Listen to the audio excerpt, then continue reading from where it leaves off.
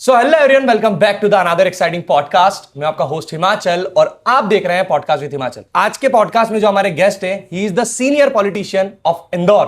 So let's welcome Raju Bhadauria ji. कैसे हैं sir आप? बिल्कुल बढ़िया। पहले तो मात श्री नर्मदे हर और जय श्री राम। जय श्री राम। तो जो अभी इंदौर में घटना चल रही है और आप वहां पे गए थे, तो आपने क्या क्या चीजें देखी? जो स्थिति है वो भावय है। ऐसा लगा वहाँ पर कि किसी ने प्रायोजित तरीके से इस चीज़ को अंजाम दिया हो। किसी ने अपनी व्यक्तिगत खुन्नस किस जनता के ऊपर निकालकर और अपनी खुन्नस को निकाला। ऐसा लगा आपको? मुझे बिल्कुल लगा ये टोटल प्रायोजित प्लानिंग लगी कि मुख्यमंत्री और प्रदेश के हमारे मंत्री जी, इन दोनों के बीच में जो लड़ाई चल रही है, इस लड़ाई में कहीं ना कहीं ऐसा लग रहा है कि कहीं ना कहीं अधिकारी से मिलीजुली साठगांठ करके और इस कृत्य को, घिनौने कृत्य को अंजाम दिया गया। की लड़ाई राजनीतिक पार्टी की, जो भी आपकी घर की लड़ाई, आप अपनी लड़ाई लड़ें, लेकिन जनता ने क्या बिगाड़ा? ऐसा गंदा कृत्य का नज़ारा कि आपके कारण, मैं तो सीधे सीधे कहता हूँ, इन दोनों की लड़ाई का परिणाम है कि आज हमारे बीच में भागीरथपुर जैसे क्षेत्र से 17 लोगों की मौत हो गई। तो इनके लिए आदमी मरना जीना कोई बड़ी बात नहीं है। इन नेताओं को सिर्फ हमारी राजनीति कैसी जिंदा रहे, जनता भी हिंदुत्व के नाम पर वोट देती है और उसी का कारण है कि आज इनको कोई फर्क नहीं पड़ता। ये भागीरथपुर में बैठ के बिस्लरी का पानी पी रहे हैं, ठाके मार रहे हैं। ये सिद्ध करता है कि इनके लिए किसी के मरने जीने से कोई फर्क नहीं पड़ता। तो इससे होगा क्या? पहले भी सत्ता में थे, अपने आप को हाईलाइट करना, अपने आप को बनता बना के रखना। पहले जैसे मैं, जब सरकार नहीं थी, इंदौर में आग लगा दूंगा, छोटे कपड़े में लड़कियां अच्छी नहीं लगती। तो इनकी सोच ऐसी है, इस टाइप की कुछ ना कुछ ऐसी बात बोलते हैं जिससे इनको मीडिया और व्यूवर्स के चक्कर में आगे हाईलाइटेड होते रहे। इनको कोई फर्क नहीं पड़ता आप अच्छा बोल रहे हो कि गलत बोल रहे हो, इनको तो हाईलाइटेड होने से मतलब है। मान लीजिए कैलाश विजयवर्गीय जी की जगह अगर आप होते जी, और ये जो हुआ है भागीरथपुरा में ये होता, तो आप क्या करते? देखो, जो आदमी स्वाभिमानी है, जो जनता के लिए इंसानियत जिंदा रखता है, इंसानियत के नाते अगर मुझे लगता है कि मेरा मुख्यमंत्री मेरी नहीं सुन रहा है, मैं उस मंत्रिमंडल का मंत्री हूँ और मेरी उस पार्टी में मेरी सुनवाई नहीं हो रही है, मुझे जब लग रहा है मेरे अधिकारी नहीं सुन रहे हैं, तो मैं उस पार्टी के खिलाफ जन आंदोलन करता, उसके खिलाफ लड़ता और उस हद तक लड़ता जब तक उनको न्याय नहीं दिलाया था।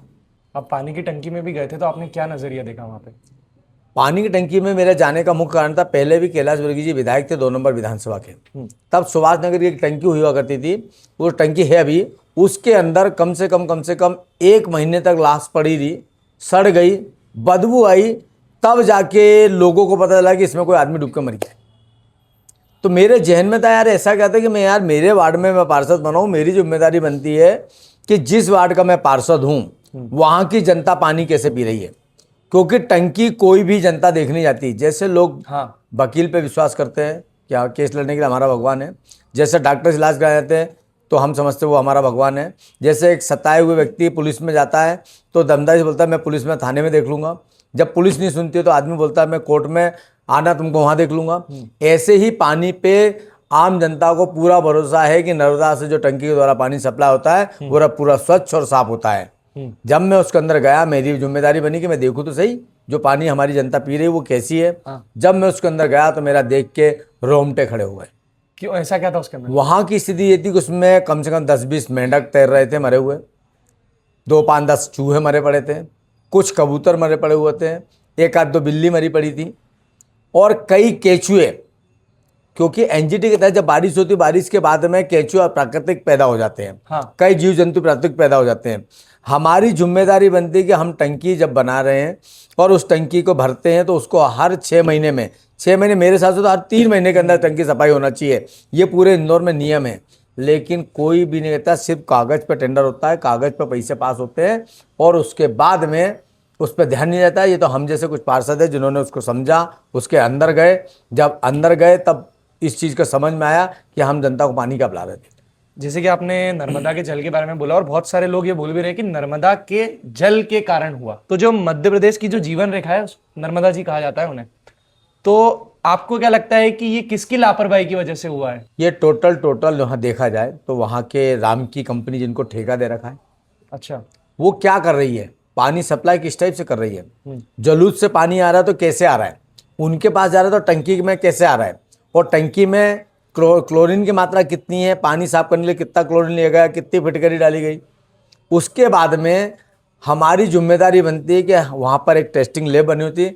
गवर्नमेंट में नियम है, जहाँ भी टंकी लगाई जाती है, पानी टंकी बनती है, उसके नीचे एक लैब होना चाहिए जिसमें डेली पानी चेक होना चाहिए। चेक होने के बाद में जनता को बताना चाहिए कि हाँ इसका क्लोरीन मात्रा ठीक है, फिटकरी मात्रा ठीक है, ये पानी पीने योग्य है, तब पानी का सप्लाई होना चाहिए। लेकिन एक भी टंकी में कभी ऐसा नहीं होता है, ना कभी चेक किया जाता है। जब कोई आसमानी संतानी ये इंतजार करते हैं जैसे कोई घटना हो जाए, उसके बाद तंत्र जगता है। और जैसे मान लीजिए कि जो भागीरथ पूर्वा में जो लोगों के साथ हुआ, वहीं पे अगर कैलाश विजयवर्गीय जी का घर होता और मान लीजिए कैलाश विजयवर्गीय जी या कोई भी पॉलिटिशियन अदर पॉलिटिकल पार्टी का कोई बंदा अगर वहां होता, उसका घर होता और उसके घर में से किसी सदस्य की जान चले जाती, फिर क्या होता? तब उनको दर्द का एहसास वास्तव में होता। राजनीति में ये जनता जो लोग ये सहन कर रही है, जो दर्द को सहन कर रही है, तकलीफों को सहन कर रही है, एक समय था, एक क्वेश्चन चला था, सहनशीलता असहनशीलता। हाँ। तो सहनशीलता असहनशीलता यही है। भारतीय जनता पार्टी ने चुनाव कंटिन्यू जीतने के बाद इतने वर्षों से जो सरकार बनी है, ये सरकार बनने के बाद में कहीं ना कहीं एक नेता, एक अधिकारी, एक गुंडा, एक व्यापारी, ये सब मिलते हैं और सब मिलके आम जनता पे दादागिरी करते हैं। उनका झूठ कभी पकड़ाता ही नहीं है, उनका काला करा हुआ कभी पकड़ाता नहीं है। और कोई इसके खिलाफ अगर आंदोलन करने जाता है या उसके खिलाफ आवाज उठाया जाता है तो उसको प्रशासन के द्वारा दबा दिया जाता है। ऐसा क्यों करते हैं? इनका एक ईगो जग जाता है। ये जनता के वोट से नेता बने हैं, जनता पे दादागिरी करना चाहते हैं। मेरे सामने जो पार्षद चुनाव लड़े थे उनका भी यही काम था। उदाहरण था, पूरा इंदौर जानता है कि जहां उनकी किसी ने बात नहीं सुनी तो बुलडोजर पहुंचा देना, तोड़ देना, मकान तोड़ने की धमकी देना, नहीं हो तो ड्रेनेज लाइन बंद कर देना। ये भाजपा की नीति बन चुकी है कि विरोध जिसने किया, जरूरी नहीं हो कांग्रेस का ही आदमी हो, आम आदमी में अगर विरोध करेगा तो उस आदमी को कैसे भी डरा के, धमका के, चमका के प्रशासनिक रूप से उसका मनोबल तोड़ दिया जाएगा। तो ये आपको लगता है कि इससे यूथ पे क्या इम्पैक्ट पड़ेगा? क्योंकि आने वाली जनरेशन जो है यूथ ही है, वो यूथ पे क्या इम्पैक्ट पड़ेगा? या तो यूथ बुजदिल होकर घर बैठ जाएगा और नहीं तो अगर उसमें लड़ने की क्षमता होगी। और यूथ कभी मुझे नहीं लगता कि डरता है। हाँ, यूथ तो यूथ होता है। यूथ एक हवा का रूप होता है, वायु होता है। जब वो जगता है तो अच्छे जैसे पानी अच्छे से पहाड़ों को चीर कर निकल जाता है, यूथ भी अच्छी सरकार को उठा के पटक देता है। युवा जगेगा, आज चाहे महंगाई की मार हो, चाहे बेरोजगारी की मार हो, चाहे किसी की मार हो, आज हर युवा ठगा हुआ महसूस हो रहा है। हर youth MBA, MCA, BBA, BCA, BCom top की डिग्री लेने के बाद ही अगर फ्रेशर को जॉब पे जाना पड़ता है तो 12,000 की नौकरी मिलती है। मैं आपको एक चीज और बताता हूँ कि आजकल तो डिग्रियां भी बिक रही है। बिल्कुल। तो जब यही सब चीजें होने लगेगी तो फिर कैसे ये चलेगा? डिग्रियां जो बिक रही हैं कहीं ना कहीं हर जगह भ्रष्टाचार में लिप्त हो गई है। जहां भी लंबे समय तक सरकार चलती है, जहां भी जो लंबे समय तक सरकार की दुनिया होती है, वहां पर ये सब चीजें कॉमन बात हो जाती हैं। क्योंकि हमारे वहां पर कोई भी तरीके से काम करना चाहता ही नहीं है। सिस्टम में काम करना चाहते हैं, जो अच्छे लोग काम करना चाहते हैं उनको जनता साथ नहीं दे रही है। कहीं ना कहीं जनता की भी गलतियां हैं कि आप सिर्फ 1500 रुपये लाडली बहनों में 1500 रुपये पर सरकार को वोट दे दिया, कहीं आपने हिंदू मुसलमान पर वोट दे दिया, कहीं आपने, जब भी इतिहास में लिखा है कि राष्ट्र धर्मवाद, जातवाद, समाजवाद हमेशा राष्ट्रवाद के लिए हानिकारक रहा है। ये टोटल पॉलिटिक्स धर्मवाद पर हो रही है। धर्म हमारे जहन में, हम हिंदू हैं, हमारी जिम्मेदारी हमारे धर्म को जिंदा रखना। इसका मतलब ये नहीं कि उसके नाम पे वोट दें और ना कि दूसरे धर्म का मजाक उड़ाए। बिल्कुल, धर्म पे राजनीति नहीं होना चाहिए। धर्म हमारी जिम्मेदारी है, उसकी रक्षा करना हमारे तत्व जिम्मेदारी है, वो जिम्मेदारी से करना चाहिए। लेकिन देश लोकतंत्र से चलता है, संविधान से चलता है और संविधान को बचा के रखना, संविधान के लिए हम वोट करते हैं, ना कि धर्म के लिए। संविधान जिंदा रहेगा, लोकतंत्र जिंदा रहेगा तो धर्म अपने आप जिंदा रहेगा। लेकिन कुछ चंद लोगों ने कट्टरता की बात करते हैं। आज आप हिंदू कट्टर देश बना लो, पाकिस्तान उनका कट्टर देश हो जाएगा, अमेरिका अपना कट्टर हो जाएगा, चाइना अपना हो जाएगा, यूरोप अपना हो जाएगा, तो कहाँ आपके हिंदू या इन देशों में नहीं रह रहे क्या? सही बात है। क्या उनके लोग वहां पे जॉब करने जा रहे क्या? हमारे अधिकांश के आधे से ज्यादा लोग बाहर है, फॉरेन। कनाडा में मैक्सिमम सरदार लोग रहते हैं, तो क्या करें, वहां से सारे सरदारों को भगा दें? या अमेरिका में हिंदू रह रहे हैं उनको भगा दें? जहां भी विदेश में हमारे देश के लोग रह रहे हैं, युवा रह रहे हैं, जॉब कर रहे हैं, तो उनको क्या हटा दिया जाए?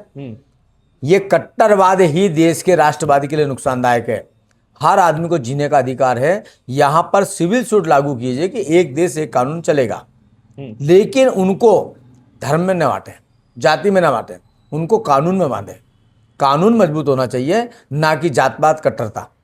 जैसे कि अभी आपने मोदी जी का देखा था कि मोदी जी कहीं गए थे फॉरेन कंट्री में, चर्च में गए थे, और इंडिया में ऐसा हुआ था अभी अपने इंदौर में 78 में द हब के सामने शायद जो क्रिश्चियंस होते हैं उनका कुछ बनाया था और उनको जय श्री राम के नारे लगा के तोड़ दिया गया। सुंदरकांड किया गया था। हाँ हमने लाइव रील पे देखा था। हाँ, तो वहां पे वो तोड़ दिया और एक तरफ तो मोदी जी खुद चर्च जा रहे हैं। हाँ, इसमें आपका क्या ये कहना है? इनकी डिप्लोमेट मतलब दो धारी तलवार लोग हैं ये। हाँ मोदी जी कुछ और बोलते हैं, हाँ इनके नीचे की टीम कुछ और करती है। हम्म वो पाठ पढ़ाते हैं, मोहन भागवत जी कहते हैं कि मुसलमान हमारे वंशज है।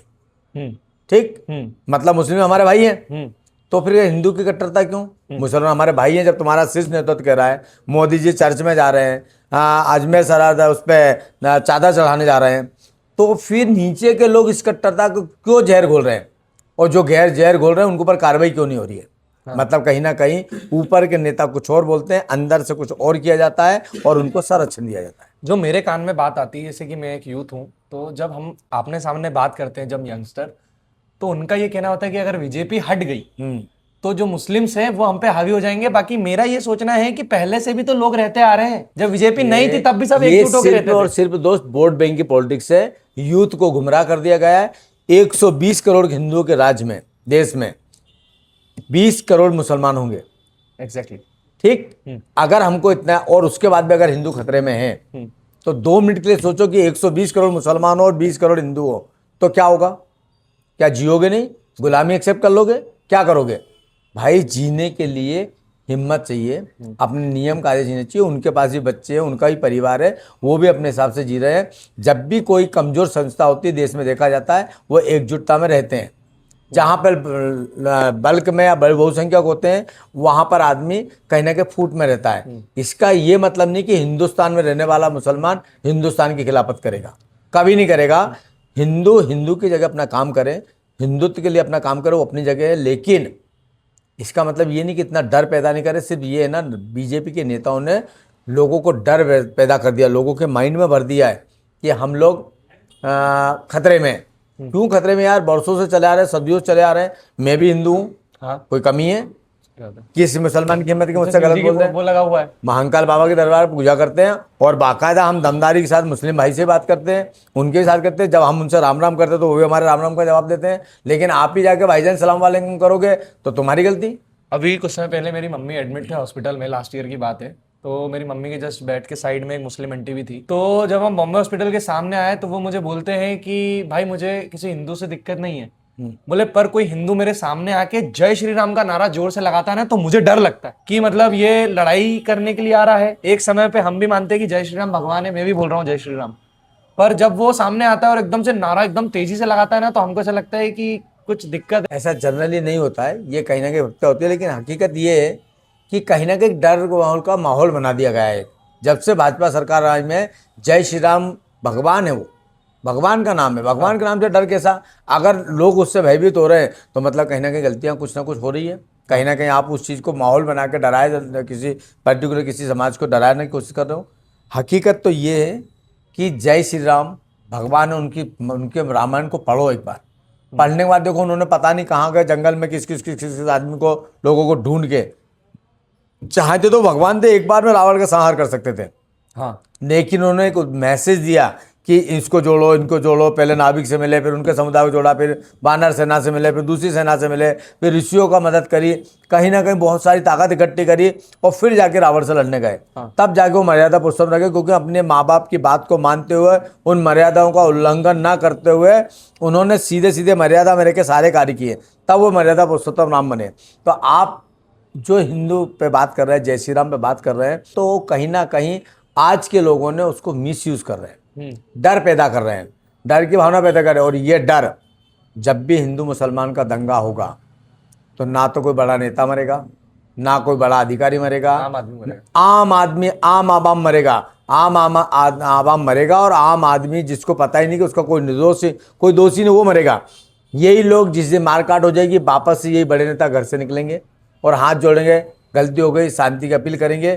तो आज शांति की अपील क्यों नहीं, आज भाईचारे की अपील क्यों नहीं? भागीरथपुरा में जो अभी हुआ है वो इंदौर में और किसी लोकेशन में भी आने वाले समय में हो सकता है, आपको ऐसा लगता है? हर जगह पूरे इंदौर के पुराने 35 से 40 वार्डों में आज भी भयावह स्थिति बनी हुई है। हर दिन आदमी ड्रेनेज युक्त पानी पीने पे मजबूर है।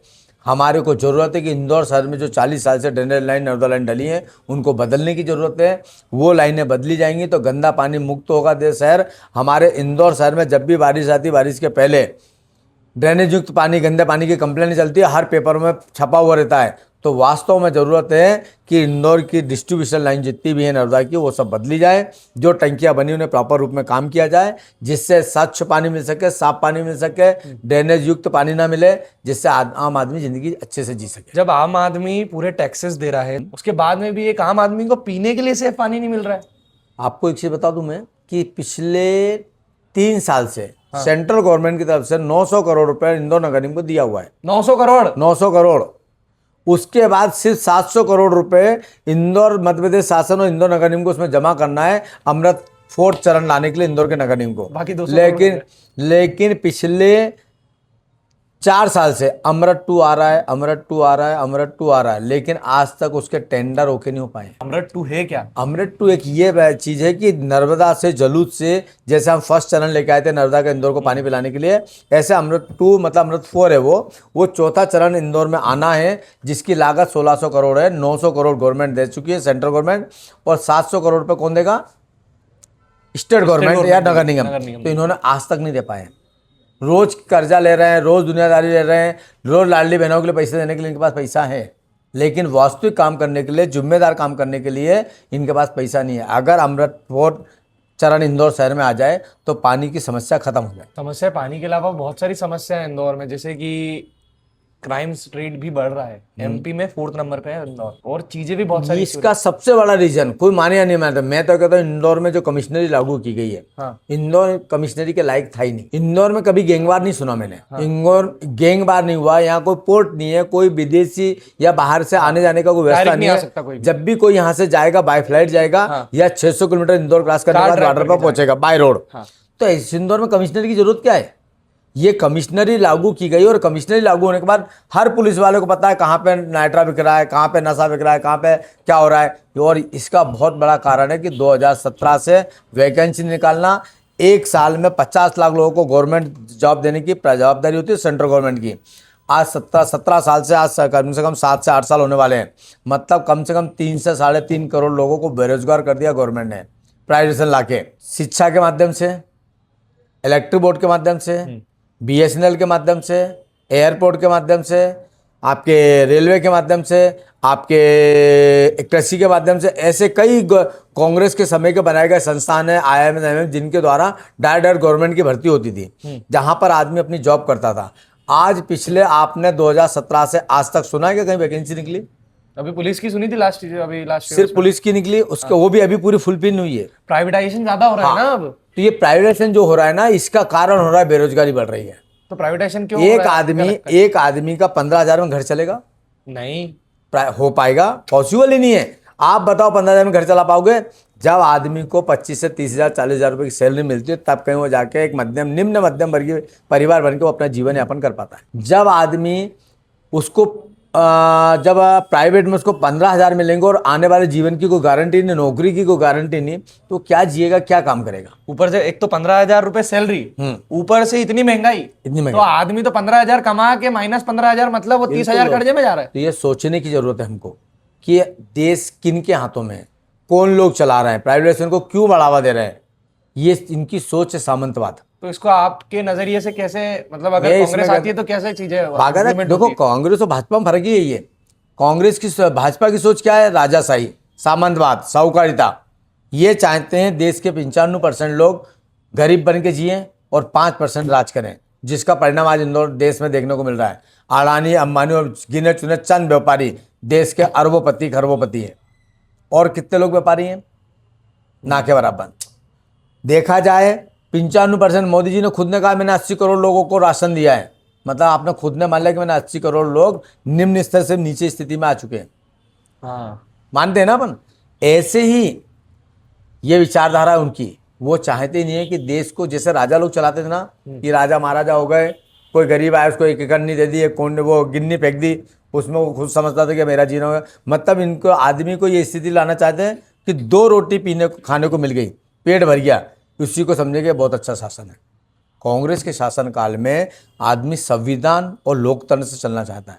जिससे हर आदमी को स्वतंत्रता से जीने का अधिकार मिले, जो अपने मन से जी सके, अपने मन से बात कर सके। लेकिन ये लोग क्या कर रहे हैं, उसको दबाए जा रहे हैं।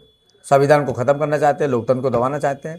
कांग्रेस में गरीबी रेखा का फर्क, गरीबी और अमीर में फर्क मात्र 7% बचा था। इनके समय वापस से 24% हो गया। अमीर और अमीर हो गया, गरीब और गरीब हो गया।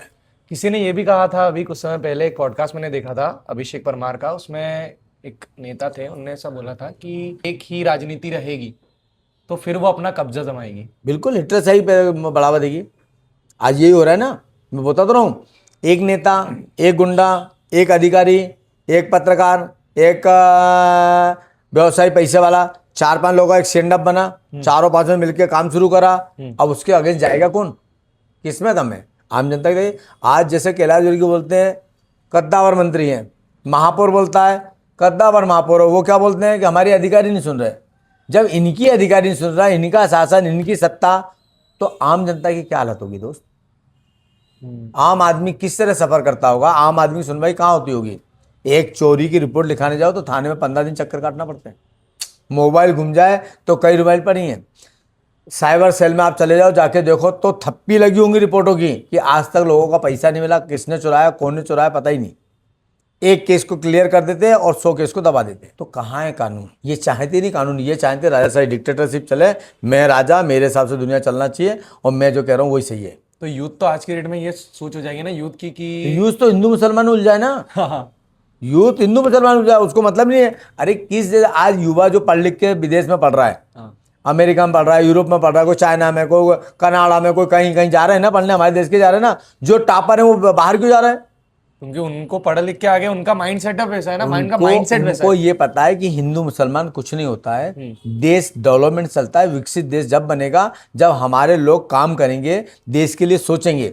यहाँ तो नेताओं के बच्चे विदेश में पढ़ रहे हैं, मजे कर रहे हैं, बढ़िया है वो कर रहे हैं, और जो आम आदमी यहाँ का वो हिंदू मुसलमान जय जय सिया राम कर रहा है। उसको इस जगह उलझा दिया है, हिंदू मुसलमान में उलझा दिया है। मैंने एक फोटो देखी थी अभी कुछ समय पहले जो कि वायरल हुई थी कि हमेशा आम आदमी पिसता है, जैसे पॉलिटिकली अगर कांग्रेस है और बीजेपी है तो ये दोनों एक समय पे मतलब बातचीत करके, डिबेट करके एंड में सब एक हो जाते हैं। राजनीतिक वैचारिक है, व्यक्तिगत नहीं है। अच्छा, बेचारों की लड़ाई है कि मैं सत्ता चला रहा हूं, तो सत्ता चलाने वाला आदमी अपने हिसाब से कोई काम को डेवलपमेंट, कोई योजना लाता है, उसको चालू करता है। विपक्ष का काम है उसमें गलतियां ढूंढना, उसको बनाना। लेकिन आज की राजनीति का परिदृश्य चेंज है। आज की राजनीति का परिदृश्य ये है कि विपक्ष होना ही नहीं चाहिए। इंदिरा गांधी जी और अटल जी, इंदिरा गांधी जी सरकार में थी तो उनके पूरा एक तरफा सरकार आई थी, तो मात्र 2 भी सांसद नहीं जीते थे। तो 2 सांसद अपने हरा के, उनको जगह देके, उनको राज्यसभा सदस्य बना के सरकार में लाए थे, और फिर उनको विपक्ष का काम दिया था जिसमें अटल जी को बनाया गया था। आज हमारे 51 सांसद होने के बाद भी मोदी जी ने विपक्ष नहीं दिया। इससे ये समझ में आता है कि ये लोग क्या चाहते हैं। ये विपक्ष चाहते ही नहीं है, ये कोई इनको आईना दिखाए वो देखना ही नहीं चाहते। ये सोचते जो मैं कर रहा हूँ वही सही है। सोच सोच का फर्क है। अभी तक ये जो हुआ है इसमें कुछ अधिकारियों को ट्रांसफर किया गया है या कुछ किसी के अभी खिलाफ इसमें एक्शन लिया है? एक देखो यार, अधिकारी को आप ट्रांसफर करके क्या कर लोगे? वो तो आज यहाँ पर कलेक्टर है, कहीं ना जाके अपर कलेक्टर बनेगा। यहाँ का कलेक्टर है तो वो कहीं जाके कलेक्टर बनेगा। यहाँ का आयुक्त है तो किसी विभाग का आयुक्त बनेगा। टीआई है तो वो टीआई बनेगा। उसको तुमने ट्रांसफर क्या किया? अगर किसी को सजा देना है अधिकारी को, तो उसकी जितनी सुख सुविधाएं मिलती हैं, बंगला मिलता है, गाड़ी मिलती है, ड्राइवर मिलता है, बिल मिलता है, पेट्रोल डीजल खर्चा, सब तनख्वाह से लेकर सब बंद करना चाहिए। तब उस अधिकारी को समझ में आएगा कि गंदगी क्या होती है, गलत कैसे होता है। फिर वो कभी भी किसी नेता के दबाव में आके काम नहीं करेगा। वो अपने ट्रांसफर से नहीं डरेगा। अगर डरेगा तो उसको पता है कि मेरा सस्पेंशन ऐसा होगा। और अधिकारी से ज़्यादा जिम्मेदार जनप्रतिनिधि है। अगर अधिकारी सारा काम कर लेता, अगर सरकारी सिस्टम, सरकारी तंत्र सारा काम कर लेता, तो फिर नेताओं की जरूरत क्या है? चुनाव की जरूरत क्या है? राजनीति की जरूरत क्या है? हाँ, अधिकारी पे लगाम कसने के लिए नेतागिरी राजनीति शुरू की गई। ये राजनीति मतलब लोकतंत्र, जनता के द्वारा चुना गया व्यक्ति, और जनता के द्वारा चुना हुआ व्यक्ति अगर अधिकारी पे नकल नहीं कस पा रहा है तो ये तो गलती है जनप्रतिनिधि की है। अगर भागीरथ प्रोजेक्ट के अंदर इतने लोग मरे हैं, इतने लोगों की मौत हुई है, तो वहाँ का पार्षद, वहाँ का विधायक, वहाँ का नगरीय प्रशासन मंत्री, ये इंदौर शहर का प्रभारी मंत्री, ये सब उसके जिम्मेदार हैं और इनको मानवता दिखाना चाहिए, इनको इंसानियत दिखाना चाहिए और तत्काल इस्तीफा देना चाहिए। अधिकारी को आप ट्रांसफर करके तो वो यहाँ से हटा दूसरी बन जाएगा, सही बात। क्या बिगड़ेगा उसका? वो तो कहीं ना कहीं अपर कलेक्टर रहेगा और खुन्नस खा के अगली बार उसको मौका मिलेगा तो जिनने उसका विरोध किया उसकी और तरीके से बाहर हो जाएगा, तो और लड़ाई हो जाएगी और लड़ाई बढ़ जाएगी। जनप्रतिनिधि की क्या जिम्मेदारी, वो क्या कर रहा है, कैसे गंदा पानी चला गया, कौन जिम्मेदार उसका? भैया तो हमारे देश में आज के डेट में हर इंसान अपना भरना चाहता है, मतलब सब अपना जेब भरना चाहते हैं। लोग ऐसा समझते हैं, लोगों की ऐसी कमाने की भूख मानसिकता सबको है। पता है, खाली आता है खाली हाथ जाना है। हाँ। लेकिन फिर भी आदमी इतना कमाता है कि बाद में संभाल भी नहीं पाता है। ये बात तो है। लेकिन इसके लिए अगर वास्तव में इस भाव को खत्म करना है तो देश के अंदर टैक्सेशन को 40% पे ला दो आप, हाँ लेकिन शिक्षा और स्वास्थ्य फ्री कर दो। हाँ, ये बात तो है। आप शिक्षा को फ्री कर दो, स्वास्थ्य को फ्री कर दो, आदमी का वर्डन खत्म। हाँ कम से कम 60 से 70% जनता बिंदास बिना टेंशन के जीवन जीना शुरू कर देगी।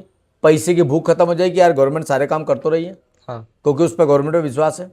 तो आप शिक्षा और स्वास्थ्य को फ्री करो और एक अपना जो दिमाग पर टेंशन होता है वो खत्म हो जाएगा। तो जिनको भूख होगी ना वही कमाएंगे, बाकी तो अपनी ज़िंदगी को कहीं ना कहीं समाज सेवा में, अच्छे काम करने में, स्पोर्ट्स में, किसी खोज में